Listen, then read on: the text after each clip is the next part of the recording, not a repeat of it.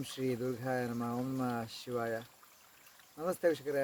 ಇವಾಗಿನ ವಿಚಾರ, ಉಪ್ಪು ತಿನ್ನೋದ್ರಿಂದ, ನಾವು ದಿನನಿತ್ಯ ಉಪ್ಪು ಸೇವನೆ ಮಾಡೋದ್ರಿಂದ ವೀಕ್ಷಕರೇ, ನಾವು ಬೇಗ ದೇಹವನ್ನು ಭೂಮಿ ಮೇಲೆ ಬಿಟ್ಟು ಹೋಗ್ತೀವಿ, ಅಂದರೆ ನಾವು ಸತ್ತು ಹೋಗ್ತೀವಿ ಅಂತ ಅರ್ಥ. ಭೂಮಿ ಮೇಲೆ ಬಿಟ್ಟು ಯಾಕೆ ಅಂದರೆ ಉಪ್ಪಿನಲ್ಲಿ ಮಣ್ಣಿನ ಅಂಶ ಜಾಸ್ತಿ ಇರುತ್ತದೆ. ಮಣ್ಣಿನ ಅಂಶವೇ ಇರೋದು ಅದರಲ್ಲಿ. ನಾವು ಉಪ್ಪು ತಿನ್ನೋದ್ರಿಂದ ನೋಡಿ, ನಮಗೆ ಕಣ್ಣು ಸರಿಯಾಗಿ ಕಾಣಿಸಲ್ಲ, ಕಿವಿ ಕೇಳಿಸಲ್ಲ. ಕಾರಣ ಏನಂದರೆ, ನಾವು ಉಪ್ಪು ಆಹಾರದೊಳಗೆ ಮಿಕ್ಸ್ ಮಾಡಿಕೊಂಡು ತಿಂತೇವೆ.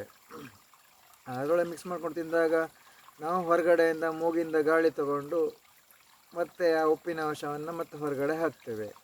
ಅದನ್ನು ಹೊರಗಡೆ ಹಾಕುವಾಗ ನಮಗೆ ಕಣ್ಣಿಗೆ ಸಾಕಷ್ಟು ತೊಂದರೆಗಳನ್ನು ಕೊಡುತ್ತದೆ, ಕಿವಿಗೆ ಸಾಕಷ್ಟು ತೊಂದರೆಗಳನ್ನು ಕೊಡುತ್ತದೆ. ಹಾಗೆ ನಮ್ಮ ಮನಸ್ಸಿಗೆ, ನಮ್ಮ ಆಲೋಚನಾ ಶಕ್ತಿಗೆ, ನಮ್ಮ ಮೆದುಳಿಗೆ, ನಮ್ಮ ಆಲೋಚನೆ ಮಾಡುವಂತಹ ಮೆದುಳಿಗೆ ತುಂಬಾ ಅದು ಕಷ್ಟವನ್ನು ಕೊಡುತ್ತದೆ. ಅಂದರೆ ಯಾವುದಾದ್ರು ಒಂದು ಒಳ್ಳೆಯ ಆಲೋಚನೆಗಳನ್ನೆಲ್ಲ ಮರೆಸುತ್ತದೆ. ಯಾಕೆ ಮರೆಸುತ್ತದೆ ಅಂದರೆ, ನಮ್ಮಲ್ಲಿ ಎಲ್ಲ ಶಕ್ತಿಗಳು ನಶಿಸುತ್ತದೆ ಅಂತ. ಆ ಸಮಯದಲ್ಲಿ ಎಲ್ಲ ಶಕ್ತಿಗಳು ನಶಿಸುತ್ತದೆ ಅಂದರೆ ನಮಗೆ ಕೈಕಾಲು ಕೂಡ ನೋವು ಬರುವಂಥದ್ದು. ಈಗ ನೋಡಿ, ನಾವು ಹೊಟ್ಟೆ ತುಂಬ ಉಪ್ಪು ಹಾಕಿದ ಆಹಾರವನ್ನು ಊಟ ಮಾಡಿದಾಗ ನಮಗೆ ಎದ್ದೇಳಬೇಕು ಅಂದ್ರೂ ಕಷ್ಟ ಆಗುತ್ತೆ, ಕೈಕಾಲೆಲ್ಲ ಹಿಡ್ಕೊಂಡಂಗಾಗುತ್ತೆ. ಸರಿನಾ? ನಿಮಗೂ ಆ ಅನುಭವ ಆಗಿರ್ಬೋದಲ್ವ? ಆಗಿದೆಯಾ? ಆಗಿದ್ದವ್ರು ಕಮೆಂಟ್ ಮಾಡಿ ಖಂಡಿತ. ಹಾಗೆ ನಾವು ಹಣ್ಣು, ನೀರು, ಎಳ್ನೀರು ಎಷ್ಟು ಕುಡಿದ್ರೂ ನಮಗೆ ಸುಸ್ತು, ಆಯಾಸ ಅನ್ನೋದೇ ಆಗಲ್ಲ. ನೀವು ಬೇಕಿದ್ರೆ ಹೊಟ್ಟೆ ತುಂಬ ಕೂತ್ಕೊಂಡು ಹಣ್ಣನ್ನು ತಿಂದು ನೋಡಿ, ನಿಮಗೆ ಅಂಥ ಸುಸ್ತೇನೂ ಆಗಲ್ಲ, ಬೇಗ ಎದ್ದೇಳ್ಬೋದು. ಕಾರಣ ಏನಂದರೆ, ಅದರಲ್ಲಿ ಜೀವಾಂಶ ಇರುತ್ತದೆ, ಹಾಗೆ ನೀರಿನ ಅಂಶ ಜಾಸ್ತಿ ಇರುತ್ತದೆ. ಹಾಗೆ ಎಲ್ಲ ಹಣ್ಣುಗಳಲ್ಲೂ ಉಪ್ಪಿನ ಅಂಶ ಸ್ವಲ್ಪ ಪ್ರಮಾಣದಲ್ಲಿ ಇರುತ್ತದೆ, ಹಣ್ಣುಗಳಲ್ಲಿ, ತರಕಾರಿಗಳಲ್ಲೆಲ್ಲ. ಅದನ್ನು ನಾವು ಗ್ರಹಿಸಬೇಕು. ಆದರೆ ಇವತ್ತಿನ ದಿನ ನಿಮಗೆ ಹೇಳ್ತೀನಿ, ನಮ್ಮ ಕುಟುಂಬದವರೇ ಉಪ್ಪು ಕಂಟ್ರೋಲ್ ಮಾಡಿ ತಿನ್ನಬೇಡಿ ಅಂದರೆ ಅವರು ಬಿಡೋದೇ ಇಲ್ಲ. ಉಪ್ಪು ಖಾರ ಇಲ್ಲ ಅಂದರೆ ನನಗಾಗೋದೇ ಇಲ್ಲ ಅಂತ ಹಠ ಹಿಡಿತಾರೆ. ಅದೇ ಅದಕ್ಕೆ ನಿಮ್ಮ ಜೀವನ, ನಿಮ್ಮ ದೇಹ, ನಿಮ್ಮ ಆರೋಗ್ಯ ಕೆಟ್ಟರೆ ಯಾರ್ದು ಕೆಡುತ್ತದೆ?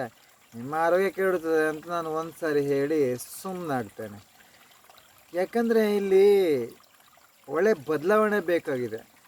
ಈಗ ಉಪ್ಪು ತಿಂದವ್ರ ಹತ್ರ, ಖಾರ ತಿಂದವ್ರ ಹತ್ರ ಜಾಸ್ತಿ ನನಗೆ ಸಮಯ ಇರೋಕ್ಕಾಗಲ್ಲ ಅಂದರೆ ಅವರಿಂದ ನಾನೇ ದೂರ ಹೋಗಬೇಕು. ಕಾರಣ ಯಾಕಂದರೆ ಏನಂದರೆ, ನನಗೆ ನನ್ನ ದೇಹ, ನನ್ನ ಆರೋಗ್ಯ, ನನಗೆ ಒಂದು ಪಾಸಿಟಿವ್ ಎನರ್ಜಿ, ನನಗೆ ತುಂಬ ದಿನ ಬದುಕಬೇಕು ಅಂತ ಆಸೆ ಇದೆ ವೀಕ್ಷಕರೇ. ಅದಕ್ಕೋಸ್ಕರ ನಾನು ನೀರು, ಹಣ್ಣು, ದೈವ ಜಪ, ತಪಸ್ಸು ಇದರಲ್ಲೇ ಇರ್ತೇನೆ. ನೀವು ಜಾಸ್ತಿ ನೋಡಿರ್ಬೋದು, ನಾನು ನೀರು ಹರಿಯುವಂಥ ಜಾಗದಲ್ಲಿ ವಿಡಿಯೋ ಮಾಡ್ತಾ ಇರ್ತೇನೆ. ನನ್ನ ಉದಾಹರಣೆ ಯಾಕೆ ಕೊಟ್ಟೆ ಅಂದರೆ, 8-9 ವರ್ಷದ ಹಿಂದೆ ನಾನು ಕೂಡ ಹಾಗೆ ಉಪ್ಪು ತಿಂದು, ಖಾರ ತಿಂದು ನಾನು ಹಿಂಸೆನ ಅನುಭವಿಸ್ತಾ ಇದ್ದೆ. ನಾನು ಅಂದ್ಕೊಳ್ತಾ ಇದ್ದೆ, ಅಯ್ಯೋ ಊಟ ಮಾಡಿದ್ರೆ ಇಷ್ಟೆಲ್ಲ ಹಿಂಸೆ ಆಗುತ್ತಲ್ಲ, ಏನಿದೆ ಊಟದಲ್ಲಿ, ಯಾಕೆ ಈ ಥರ ಆಗ್ತಾಯಿದೆ ಅಂತೆಲ್ಲ ನಾನು ಇದನ್ನು ತಿಳ್ಕೊಳ್ತಾ ಬಂದ ಹಾಗೆ ನನಗೆ ಎಲ್ಲ ಅನುಭವ ಪಡ್ಕೊತ ನಾನು ಅದನ್ನು ತ್ಯಜಿಸ್ತಾ ಬಂದಿರೋದು, ಪ್ರತಿಯೊಂದೂ ಹಾಗೆಯೇ. ಇವಾಗ ನಾನು ಮನಸ್ಸು ಮಾಡಿದರೆ ಎಳ್ನೀರು ಕುಡ್ಕೊಂಡು ದಿನ ಕಳೀತೀನಿ, ನೀರು ಕುಡ್ಕೊಂಡು ದಿನ ಕಳೀತೀನಿ, ನೀರೇ ಕುಡ್ಕೊಂಡು ಇಡೀ ದಿನವೂ ಕಳೆಯಬಲ್ಲೆ 24 hours. ಹಾಗೆ ಹಣ್ಣು ತಿಂದ್ಕೊಂಡಂತೂ ನಾನು ಜಾಸ್ತಿ ಸಮಯ ಕಳೀತೇನೆ. ಇನ್ನು ಬೇಯಿಸಿದ ಆಹಾರ ಸ್ವಲ್ಪ ಕಡಿಮೆ ಪ್ರಮಾಣದಲ್ಲಿ ಉಪಯೋಗಿಸ್ತೇನೆ, ತಿಂಗಳಿಗೆ 1 ಸಾರಿ ಅಥವಾ 2 ಸಾರಿ ಅಷ್ಟು.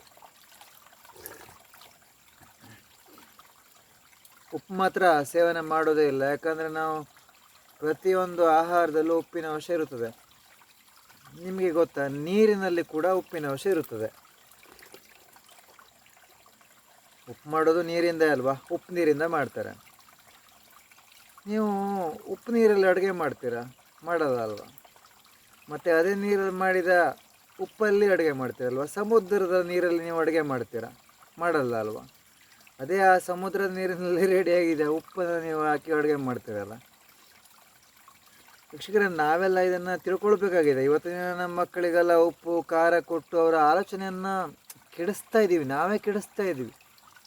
ಆಮೇಲೆ ರೋಗ ಬಂತು, ಅದು ಬಂತು, ಇದು ಬಂತು, ಮಕ್ಕಳಲ್ಲಿ ಅಶಕ್ತತೆ ಇದೆಲ್ಲ ಶುರುವಾಯಿತು ಅಂದರೆ ನೀವೇ ಹಾಸ್ಪಿಟ್ಲಿಗೆ ಕರ್ಕೊಂಡು ಹೋಗ್ತಿರೋ ಅಥವಾ ದುಡ್ಡು ಸುರಿತೀರೋ ಏನೋ ಒಂದು ಮಾಡ್ತೀರಿ, ಮತ್ತೆ ಅದನ್ನೇ ತಿಂತೀರಿ, ಉಪ್ಪು ಖಾರ. ಯಾರ ಜೀವನ ಹಾಳಾಗುತ್ತೆ? ಯಾರ ಮಕ್ಕಳ ಜೀವನ ಕೆಡುತ್ತದೆ? ನಮ್ಮ ಮಕ್ಕಳ ಜೀವನವೇ ಹಾಳಾಗುತ್ತದೆ. ಅದೇ ನಮ್ಮ ಮಕ್ಕಳಿಗೆ ಒಳ್ಳೆಯ ನೀರು, ಹಣ್ಣು, ಎಳನೀರು, ಒಳ್ಳೊಳ್ಳೆ ಆಹಾರವನ್ನು ಕೊಟ್ಟು ನಾವು ಬೆಳೆಸ್ಕೊಂಡು ಹೋಗ್ಬೋದಲ್ಲ, ಉಳಿಸ್ಕೊಂಡು ಮಕ್ಕಳನ್ನು ಬೆಳೆಸ್ಕೊಂಡು ಆರೋಗ್ಯ ಕಾಪಾಡ್ಕೊಂಡು ಹೋಗ್ಬೋದಲ್ವ. ಅದರಿಂದ ಎಷ್ಟೆಲ್ಲ ಲಾಭ ಇದೆ ನಮಗೆ ವೀಕ್ಷಕರೇ. ನಾನು ಉಪ್ಪಿನ ಬಗ್ಗೆ ಮತ್ತೆ ಮತ್ತೆ ವಿಡಿಯೋ ಮಾಡ್ತಾನೆ ಇರ್ತೇನೆ, ಯಾಕಂದರೆ ಎಷ್ಟಾಗುತ್ತೆ ಅಷ್ಟು ಜನ ತಿಳ್ಕೊಂಡು ಅಳವಡಿಸ್ಕೊಳ್ಳಿ ಅಂತ, ಅರ್ಥ ಆಯ್ತಾ? ಯಾಕಂದರೆ ಎಷ್ಟು ತಿಳ್ಕೊಂಡ್ರೂ ನಾವಿಲ್ಲಿ ಕಡಿಮೆನೇ ವೀಕ್ಷಕರೇ. ನಾವಿಲ್ಲಿ ಜಾಸ್ತಿ ದಿನ ಬದುಕಿ ಬಾಳಬೇಕಾದರೂ ಇವತ್ತಿನ ಯುವಕರು, ನಿಜ ಹೇಳಬೇಕಂದ್ರೆ ಇವತ್ತಿನ ಯುವಕರಾಗಿರ್ಬೋದು, ಮಕ್ಕಳಾಗಿರ್ಬೋದು, ಮನಸ್ಸಿಗೆ ಬಂದಾಗ ಆಡ್ತಾರೆ. ಅಂದರೆ ತಿನ್ನುವಂಥ ಆಹಾರ, ಒಂದು ದೇವರ ಆರಾಧನೆ ಪದ್ಧತಿ ಗೊತ್ತಿಲ್ಲ, ಒಂದು ದೇವರ ಪೂಜೆ ಮಾಡೋದು, ಒಂದು ಜಪ ಮಾಡೋದು ಏನು ಗೊತ್ತಿಲ್ಲ. ತಂದೆ ತಾಯಿ ಗೊತ್ತಿದ್ದವರು ಕೆಲವರು ಮಾಡ್ತಾರೆ, ಕೆಲವರು ಮಾಡಲ್ಲ.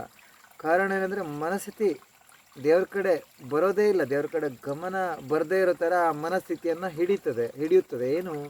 ಆ ಉಪ್ಪು ಖಾರ ಹುಳಿಯ ಅಂಶ ಏನು ಬೇಡ ಅನ್ನೋ ರೀತಿಯಲ್ಲಿ ನಮ್ಮನ್ನು ಕಂಟ್ರೋಲಲ್ಲಿ ಇಟ್ಕೊಳ್ಳುತ್ತೆ, ನಮ್ಮ ಮನಸ್ಸನ್ನು, ಉಪ್ಪು ಖಾರ ಹುಳಿಯ ಅಂಶ. ಅರ್ಥ ಆಯ್ತಾ? ಅದಕ್ಕೆ ಉಪ್ಪಿನಲ್ಲಿ ಮಣ್ಣಿನ ಅಂಶ ಇರೋದ್ರಿಂದ ನಾವು ಮಣ್ಣು ತಿಂದರೆ ಎಷ್ಟು ದಿನ ಬದುಕಕ್ಕೆ ಸಾಧ್ಯ ವೀಕ್ಷಕರೇ? ಮಣ್ಣಲ್ಲಿ ರೇತಿಯ ಅಂಶ ಇರುತ್ತದೆ. ಉಪ್ಪು ಮತ್ತು ತಿನ್ನೋದ್ರಿಂದ ನಮಗೆ ಮೂತ್ರಕೋಶದಲ್ಲಿ ಸಮಸ್ಯೆ, ಮೂತ್ರದ ಸಮಸ್ಯೆ. ಇನ್ನು ಗೊತ್ತಾ, ಉಪ್ಪು ಜಾಸ್ತಿ ತಿಂದರೆ ಮೂತ್ರ ಉರಿಯುತ್ತದೆ, ಖಾರ ಜಾಸ್ತಿ ತಿಂದರೆ ಮೂತ್ರ ಮಾಡೋ ಉರಿಯುತ್ತದೆ, ವಿಸರ್ಜನೆ ಮಾಡುವಾಗ ಉಪ್ಪು ಖಾರ ಹುಳಿ ತಿಂದರೆ ಉರಿಯುತ್ತದೆ. ಇದೆಲ್ಲ ನೀವು ಗ್ರಹಿಸೇ ಇರ್ತೀರಲ್ವ.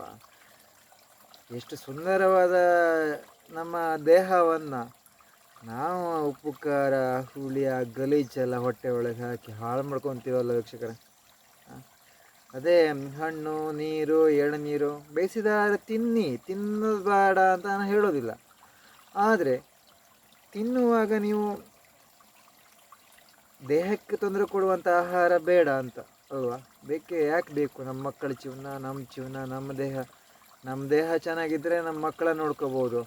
ನಾವೊಂದು ಮನೆಯಲ್ಲಿ ಒಂದು ತಂದೆಯಾಗಿ, ಒಂದು ಯಜಮಾನಾಗಿ ನಾನು ಸರಿಯಾಗಿದ್ದರೆ ನಮ್ಮ ಕುಟುಂಬನೆಲ್ಲ ನೋಡ್ಕೋಬೋದಲ್ವ. ನನಗೆ ಸಮಸ್ಯೆ ಬಂತು ಅಂದರೆ ಅವರನ್ನೆಲ್ಲ ಹೇಗೆ ನೋಡ್ಕೊಳ್ಳೋದು? ಇದನ್ನು ಸ್ವಲ್ಪ ಯೋಚಿಸಿ.